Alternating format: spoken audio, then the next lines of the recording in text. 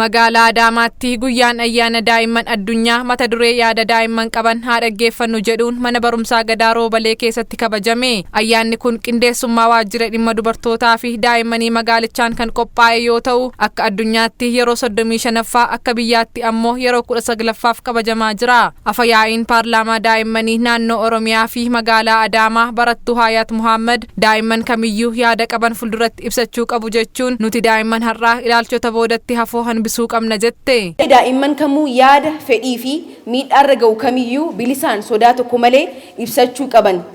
Ilaalcha daa'imman namni guddaan yeroo haasa'u gola seenuu qabanii, daa'imman yeroo marii kamiyyuu hirmaachuu qaban, daa'imman yaadni isaanii dhagahamuu qabu ilaalcha jedhu san balleessuudhaan daa'imman qulqulluudha. Daa'imman akka nama kamiyyuu yaada qaban waan ta'eef yaada isaanii dubbatachuu qabu, ibsachuu qabu. Itti gaafatamtuun waajjira dhimma dubartootaa fi daa'immanii magaalaa Adaamaa Aadde Ra'iisaa Juuneddii daa'imman jechuun abdii biyyaati waan ta'eef daa'imman kunuunsuun ga'ee hunda keenyaati jedhanii dhimma barnootaa irratti imaanaa maatii fi biyyi isinitti kenne galmaan ga'uu qabdu jedhan. Daa'imman kunuunsuun barsiisuun deeggarsa barbaachisaan isaanii godhuun ga'ee hunda keenyatti jedhuun baga geessan baga gadi jechuu barbaada.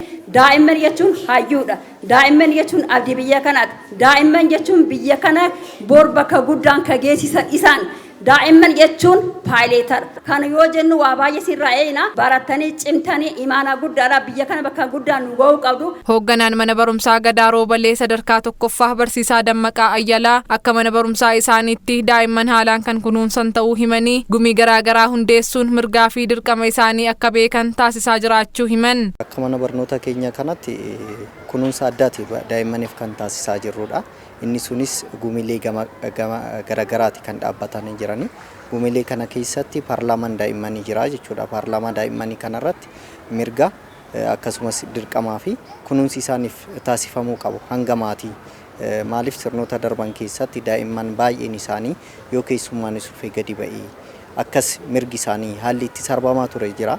Mirgoota kana immoo deebisuuf shoora guddaa gama gumiiwwan adda addaatiin dhaabne sadarkaa mana barnootaatti kan itti deemaa jirruu fi bu'aa guddaallee kan irraa argachaa jirrudha jechuudha yeroo kanatti. Barattoonni kabaja ayyaana kanaa irratti hirmaatan yaada Adaamaa Broadcasting Serviceef kennaniin ayyaana kana kabajuu isaanitti gammaduu himanii bor biyya kana bakka bu'uuf cimanii kan baratan ta'uu dubbatu. Maqaan koo Musaa Baliyyiitiin jedhama.